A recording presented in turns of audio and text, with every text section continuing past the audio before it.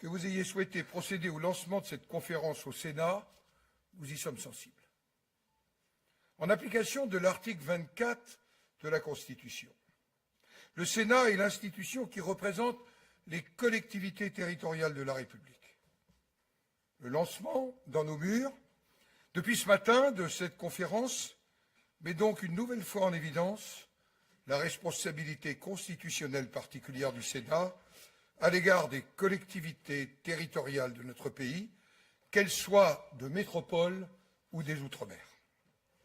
Je m'exprime ainsi devant vous à la fois en tant que présidente de la Chambre haute du Parlement, la seule d'ailleurs à ne pas procéder directement ou indirectement de l'élection présidentielle, mais des élections territoriales, et en tant que porteur de la voix de l'ensemble des collectivités territoriales de la République. Depuis 2010, les collectivités territoriales ont été soumises à des modifications incessantes de leur structure et de leurs compétences, empêchant en quelque sorte les élus de se projeter.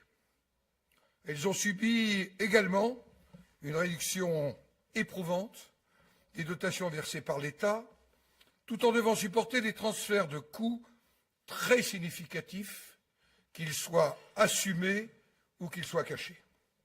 Je pense à ce que ce matin nous qualifions de frénésie de normes nouvelles, qui n'a cessé malgré les moratoires et les promesses successives de vigilance, promesses de gouvernements successifs au gré des alternances. Et les élus locaux ont pu constater, comme l'a souligné la Cour des comptes, que l'État est loin d'avoir réalisé lui-même les économies qu'il avait imposées aux collectivités et à la sécurité sociale. Cette manière d'agir, Monsieur le Président de la République, je veux le dire ici un peu solennellement, je crois que les élus locaux n'en peuvent plus, ils n'en veulent plus, ils ne sont pas de simples curseurs. L'enjeu de cette conférence nationale des territoires est d'abord de reconstruire la confiance, un mot auquel nous croyons et que nous avons échangé ce matin, Monsieur le Premier ministre, entre le gouvernement, les collectivités territoriales et les deux chambres qui composent le Parlement. C'est l'intérêt de notre pays. Au cours de cette période, deux tendances lourdes se sont dessinées. La montée en puissance de grandes intercommunalités et de métropoles dotées de moyens importants. Autre tendance lourde, le rôle dévolu aux régions, dotées de compétences renforcées et agissant pour plusieurs d'entre elles dans un périmètre élargi. Cette évolution a conduit à s'interroger sur le rôle et la place des communes, notamment les communes en milieu rural, mais aussi les bourgs-centres, les petites villes, un certain nombre de villes moyennes. Cette évolution a conduit à s'interroger aussi, et tout autant, sur le rôle et la place des départements, qui constituent pourtant pour nos concitoyens des éléments forts d'identité, des repères de notre République. Le Sénat s'était alors opposé au gouvernement de l'époque, qui voulait peut-être, par fétichisme des chiffres, supprimer les départements, puis les dévitaliser en tout ou partie. Monsieur le Président de la République, Monsieur le Premier ministre, le Sénat continuera à s'opposer à toute approche uniquement technocratique, ignorante des réalités et des aspirations de notre pays, notamment concernant les structures des collectivités territoriales. Je veux être clair, le Sénat ne s'oppose pas par construction au gouvernement, et je le dis au pluriel, dès lors qu'ils veulent engager des réformes relatives aux collectivités territoriales. Mais les raisonnements par trop désincarnés et comptables ont conduit à négliger certaines parties du territoire national, en métropole comme dans les Outre-mer. Certains habitants se sentent aujourd'hui oubliés, à côté de la marche en avant d'un certain nombre de territoires, notamment de grandes métropoles. Un élu me disait récemment, et je le cite, « Nous ne sommes que le reste, ceux qui sont en bout de la table et ne récoltent que les miettes », Fin de citation. Au-delà de leur territoire, ce sont aussi leurs traditions et leur identité qu'ils ne sentent plus prises en compte par les responsables politiques. Monsieur le Président, on a pu observer, nous l'avions évoqué il y a un peu plus d'un mois et demi ensemble, les conséquences de cette fracture territoriale. Une France coupée en 4 au premier tour de l'élection présidentielle, dont la moitié s'était donnée aux pulsions populistes. Alors aujourd'hui, notre priorité, à nous les élus de France, c'est de retisser les liens qui font une nation. La trame doit en être solide et chaque fil doit compter. Ce rôle de tisserand, il incombe au premier chef aux maires et aux élus municipaux, qui sont les visages de proximité de la République. Ils doivent être mieux pris en compte, mieux associés à la prise de décision, au niveau national comme au niveau local. Et ils doivent se sentir mieux respectés pour ce qu'ils sont, je le redis, le visage de proximité de la République. La commune, qui est une petite république dans la grande, est la cellule de base de notre démocratie. Elle en est une cellule vivante qui sait s'adapter aux contraintes de notre temps.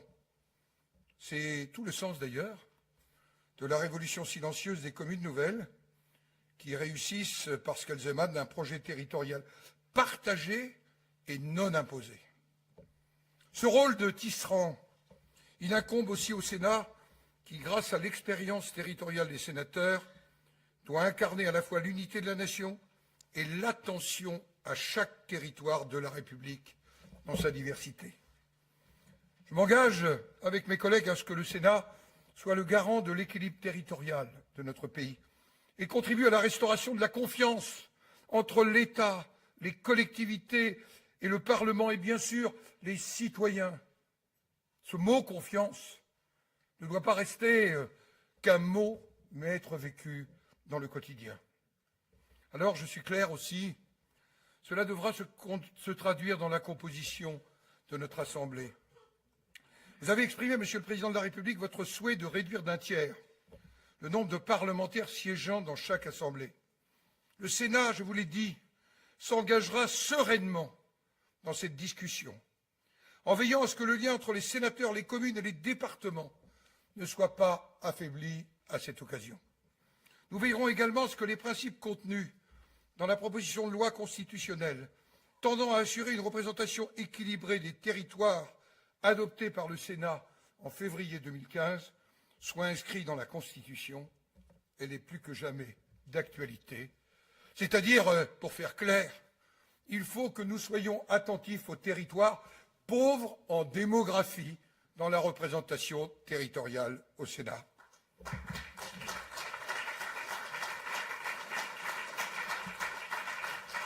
C'est en effet l'essence même du bicamérisme. Mais je vous l'avais dit déjà, Monsieur le Président, mon attention. C'est en effet l'essence même du bicamérisme. D'avoir deux assemblées, Monsieur le Président de l'Assemblée nationale, issues de modes de scrutin différents, permettant de combiner la démocratie du nombre et celle du territoire pour améliorer la représentation des citoyens et du pays dans sa diversité, je n'ai que de renvoyer au discours de Bayeux de 1946 sur le rôle et la place du bicamérisme. Ce rôle de garant de l'équilibre territorial, nous l'exercerons avec vigilance lors de l'examen des textes législatifs, mais aussi par le biais de nos pouvoirs d'évaluation et de contrôle.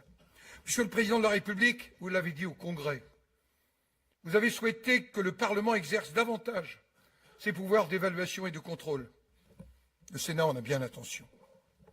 La mission de suivi des réformes territoriales que nous avons mises en place à la Commission des lois sera reconduite et nous contrôlerons le respect des engagements pris, notamment, Monsieur le Premier ministre, dans le cadre de la Conférence nationale des territoires. Respect.